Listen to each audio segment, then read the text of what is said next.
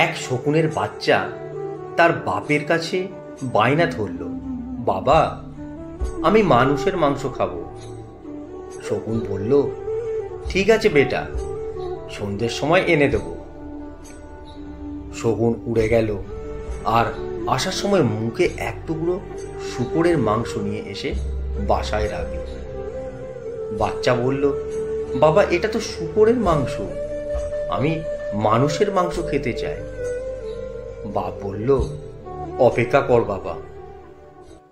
শকুনটা আবার উড়ে গেল আর আসার সময় এক মরা গো মাংস নিয়ে এলো।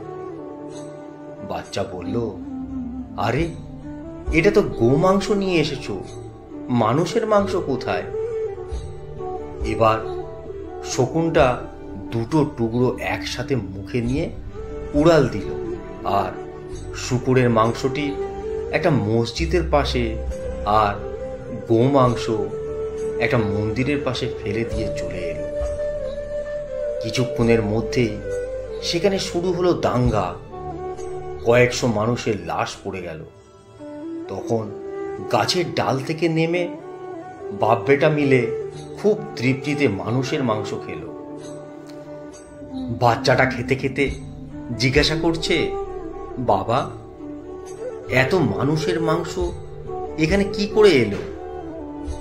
শকুন বলল, এই মানুষ জাতটাই এরকম, সৃষ্টিকর্তা এদেরকে সৃষ্টির সেরা জীব মানুষ হিসেবে সৃষ্টি করেছেন, কিন্তু ধর্ম আর রাজনীতির নামে এদেরকে আমাদের থেকেও হিংস্র বানানো যেতে পারে। বাচ্চা বলল, তুমি ধর্মকে ব্যবহার করলে কেন? কতগুলো নিরীহ লোক মারা গেল, রাজনীতি করলেই পারতে। বাবা হেসে উত্তর দিল, তাতেও নিরীহ লোকগুলোই মারা পড়ত। ধর্মটা আবেগের জায়গা, তাই ফলাফলটাও তাৎক্ষণিক। তুমি আজই খেতে চেয়েছিলে, রাজনীতিটা কুটিল এবং জটিল, এটি শুরু হতে সময় নেয়, কিন্তু হলে আর থামে না। বাচ্চা বলল, তোমার অনেক বুদ্ধি বাবা।